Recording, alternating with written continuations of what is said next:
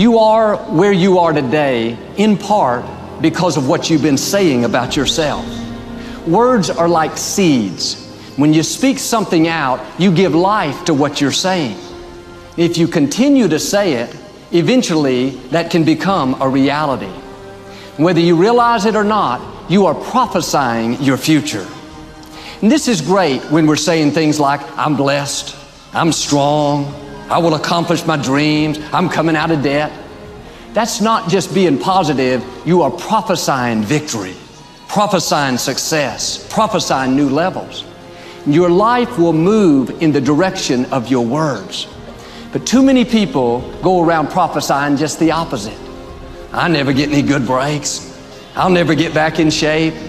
Business is slow. I'll probably get laid off. Flu season is here. I always get it. They don't realize they are prophesying defeat. It's just like they're calling in bad breaks, mediocrity, lack. The scripture says we will eat the fruit of our words. You are planting seeds when you talk. At some point, you're going to eat that fruit. My challenge is make sure you're planting the right kind of seeds.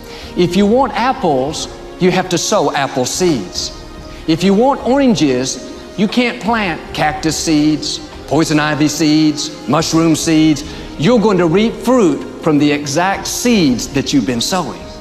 In other words, you can't talk negative and expect to live a positive life. You can't talk defeat and expect to have victory.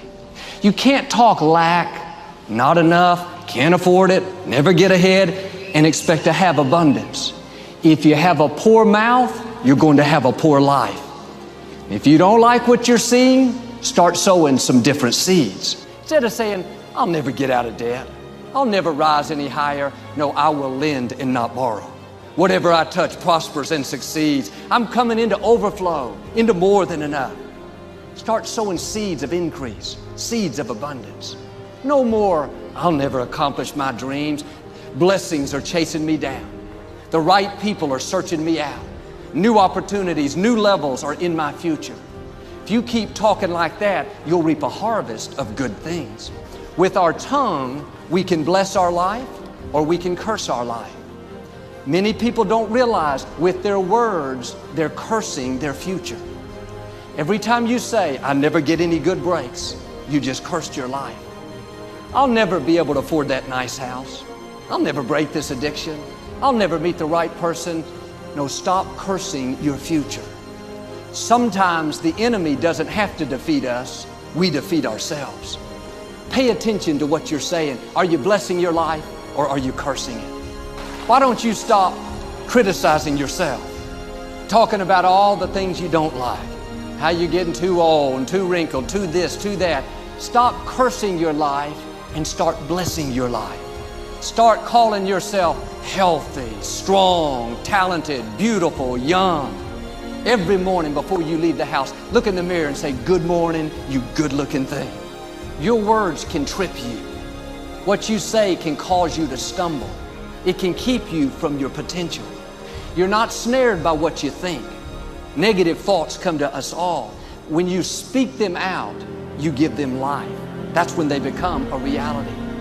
When you say, I'll never get back in shape, it becomes more difficult. You just made it harder. When you say, I never get any good breaks, that stops the favor that was ordained for you. If you say, I'm not that talented, I don't have a good personality, that is setting the limits for your life. That is calling in mediocrity. You may have been snared in the past, trapped by your words, but I believe this is a new day. I declare you're coming out of that trap.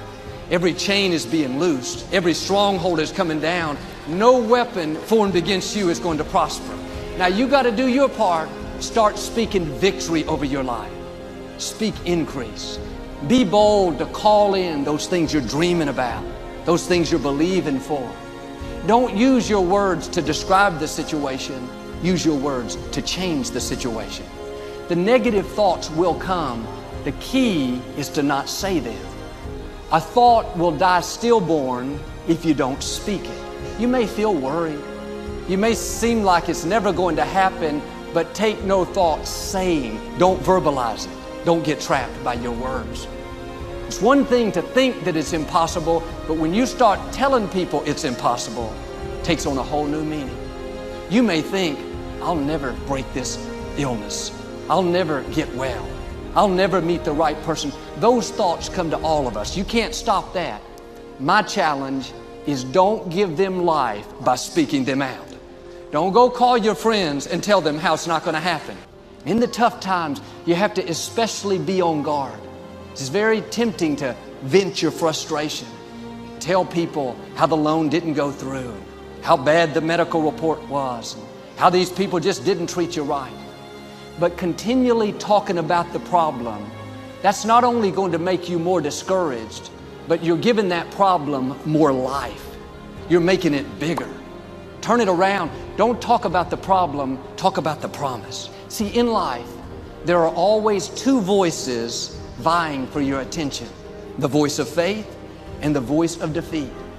You'll hear a voice saying, like I did, the problem's too big. It's not going to work out. Just accept it. You'll be tempted to worry, to be negative, to complain. But if you listen carefully, you'll hear another voice, the voice of faith, saying, favor is coming, healing is coming, breakthroughs are coming. One voice will tell you, you've reached your limits. You've gone as far as you can. You don't have what it takes. The other voice, you are well able. You can do all things through Christ. Your best days are still in front of you. Now here's the beauty. You get to choose which voice comes to life. The way you do it is by what you speak. When you verbalize that thought, you're giving it the right to come to pass. If you go around saying, the problem's too big, I'll never get well, you are agreeing with the wrong voice. The other voice may seem louder, but you can override it. You can take away all of its power by choosing the voice of faith.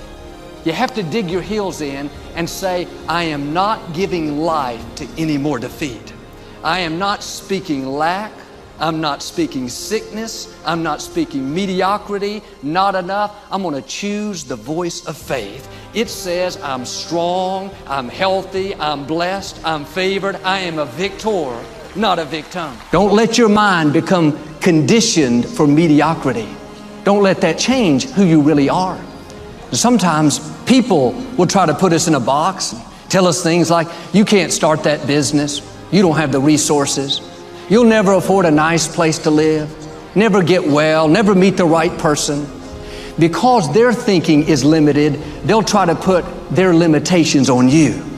You have to put your foot down and say, I refuse to be mediocre because people around me are mediocre. I refuse to be addicted, depressed, have low expectation. I know I'm a barrier breaker. I'm gonna set a new standard. It starts in our thinking. Nothing will change until you make up your mind you are not going to accept mediocrity. We all have had negative things happen to us. People did us wrong. The company laid us off. A clerk was rude to us. It's easy to go through life offended, in self-pity, blaming others, blaming ourselves. And because we're always looking back, reliving the negative, we end up carrying around all this baggage that weighs us down. One of the best things we can learn to do is drop it. Let it go. Whether it happened 20 years ago or 20 minutes ago, don't carry negative baggage from yesterday into today. You won't live a victorious life if you're always reliving what didn't work out, who hurt you, the mistakes you've made. The reason it's called the past is because it's over. It's done, it's history. Now do your part and let it go. They betrayed me. They walked away, broke my heart. That's why I'm bitter. That's why I'm upset. Oh, they hurt you once. Don't let them continue to hurt you by always thinking about it. As long as you're dwelling on that, it's going to keep you from the new things. The key is what we do in our times of pain. Pain will change us. Heartache, loss, disappointments, they don't leave us the same. If you go through a divorce, a legal battle, a friend betrays you, eventually that will pass. You'll get through it, but you will be different. Now, how the pain changes you is up to you. You can come out bitter or you can come out better. You can come out with a chip on your shoulder, or you can come out stronger with a greater confidence. You can come out defeated, giving up on your dreams, or you can come out with a new passion, a new fire, excited about the new opportunities in front of you. All of us experience pain. My challenge, don't just go through it, grow through it. That difficulty is an opportunity to get stronger, to develop character, to gain new confidence. Anybody can give up. Anybody can let it overwhelm you. But you know what that's doing? Wasting your pain. That pain is not there to stop you. It's there to prepare you, to increase you, to develop you.